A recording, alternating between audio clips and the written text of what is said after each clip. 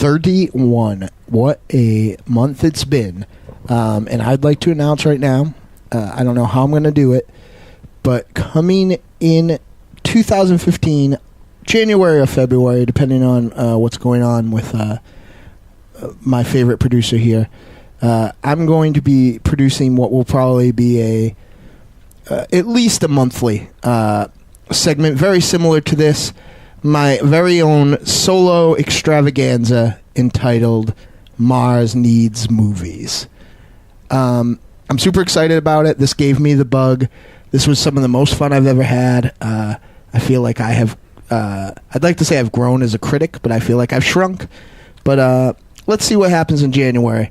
Until then, happy Halloween, and for right now, maybe I'm not alone, and we'll see you on the other side.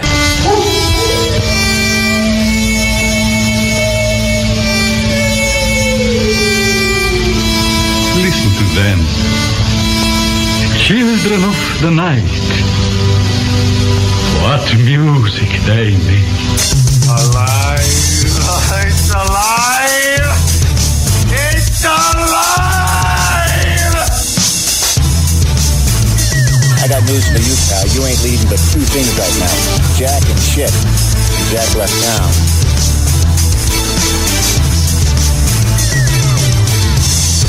Okay, go flip you. Do what? Flip you. Flip you for real.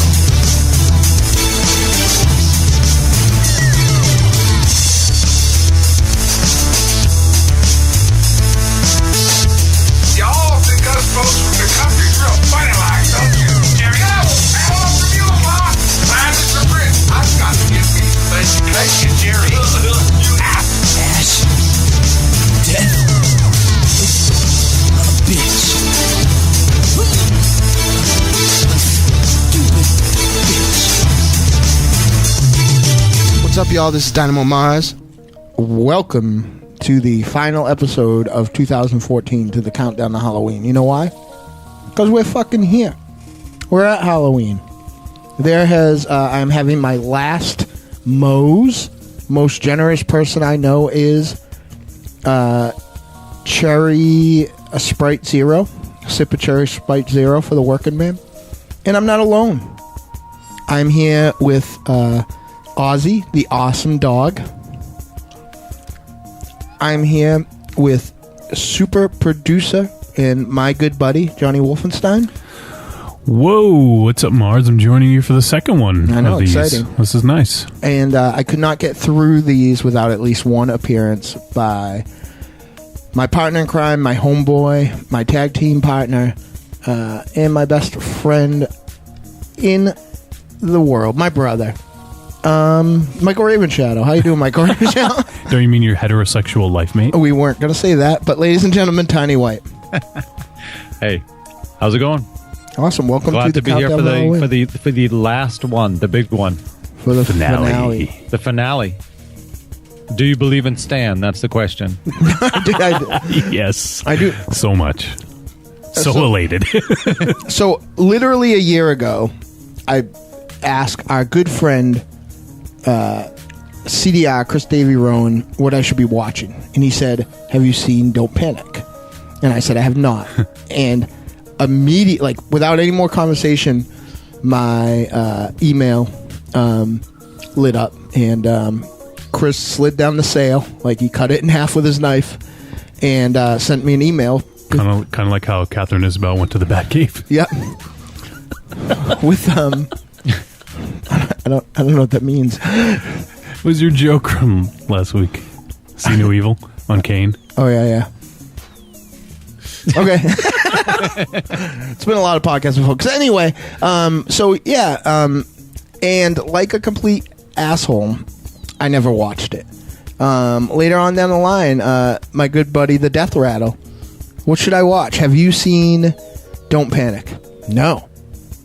But CDR said that I should. You got to watch it. So finally, my good friends, my Christmas Valentine, and her roommate, Michael Koopman, sent me Don't Panic on digital video disc, and for a Christmas gift. So then, almost 11 months later, I pop in Don't Panic, watch it, and the first thing that comes to mind is Tiny White needs to watch Don't Panic. So I brought it over to Tiny, and what did you think, sir? This was quite a remarkable film. I now believe in Stan. I never did before. There is a subtitle mess up in the version that these guys watched, and instead of Satan, it says Stan. Do you believe in Stan? Yeah. I watched this film, not subtitled, with just about the worst dub ever. Now, before I give away, I could talk about some of the badly dubbed scenes, but it would not give away, but it would kind of kill a punchline here. A question I have for you two guys. If one word, if you had to describe the best part about Don't Panic, I'll go in order. Wolfie, what would it be? Pajamas. Oh, man. You swooped me. I was going to say tucked in dinosaur pajamas. Yeah. How old was Michael? He's in high school, so he had to be like at least a junior or senior. He had just turned 18 in the beginning. Oh yeah, Yeah, that's right. He Yeah, got down with a girl with an Ernie eyebrow. Yes. unibrow. Yeah, she Kind of hot though, kind of like was working it okay. Yeah, It definitely looked like that Bert and like Tawny Katang had a baby. I think that's what this girl looked like. Okay. Yeah. I highly recommend watching the dubbed version because the scene where Michael rampages through his room, tearing down posters and so throwing good. stuff around. Incredible. And his mother is concerned from the outside, saying his dubbed name over and over again. And he I don't know if it was in the original thing, but he's just arbitrarily dubbed saying, "I'm angry," and all this other crazy stuff. Is amazing. I like the in that scene the slow motion pencil container attack was really pretty epic. Yeah. So this movie does all the things that kind of slashers that had come before it did, complete with kind of the downer ending sort of thing, the nihilistic ending, but completely unaware of why it should do any of that stuff. It just kind of went along its business. It also had no nudity, which, though I know I'm conforming to the norms of what the American public seems to think about nudity versus violence, sort of made it seem a little more family friendly. Yeah, I can see that. Yeah, but there was nothing particularly family friendly about this. No. I would say this is putting it on a high pedestal, but I would say that this is the Miami Connection of horror. Yeah, it's something like that. Yeah, Yep. It's in the same vein for sure. It's on the wrong side of it, let's say. It's on the Ed Wood side of that border. Right, Yeah. right. So... Yeah, because at least that holds up as a good action flick. Right. You know, regardless. No, there's some good action, I think. I mean, some of it's ridiculous and funny, but this is not a good horror movie, per se. Well, I mean, I don't know anything about the background, but a 1988 slasher, I feel like generally probably nobody was really passionate about this. Like, I feel like it was probably to make some dough, Freddy was at critical mass. Yeah. Like, it owed definitely a lot to that sort of, dream logic sort of stuff. So this was kind of on the tail end of things when the Greatest American Hero wasn't really getting much work anymore. Actually, I think this is around the time that William Katz, that's his name, right? William Katz was in House, right? I think it was about exactly that year, actually. What year was this released? 88? 88. Yeah. You think we'd be prepared on the short daily podcast? We didn't see it going there. I know. 86, pretty close. So, I mean, I built it up. I talked about it. I have my two best buds on. I would love to have Aries on to make it the trifecta here because he would punch me for this. But I don't want to tell you guys too awful much about it. Like, I feel like if you know bad dub, bad subtitle, and Dinosaur Pajamas, like you're on the right track. That's all you need to know. Yeah, those are the cliff notes. Tiny, any final thoughts on? I really wanted to go back with a hand ticker and count out how many times they said Michael.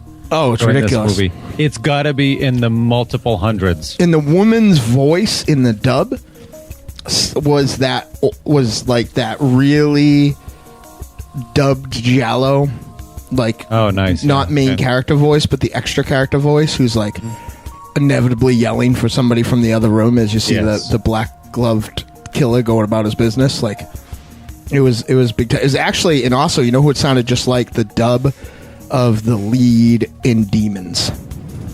Mm-hmm. So, Nice. I don't think it was the same, but that's sort of like Get on Your Nerves by Go dub voice. Yes. So this is definitely a must-watch, though. Mm-hmm. I'm surprised it took. I mean, being that this was released '88, I'm surprised it took us this long to catch on to it. And I had never heard of it, which is ridiculous. Me neither.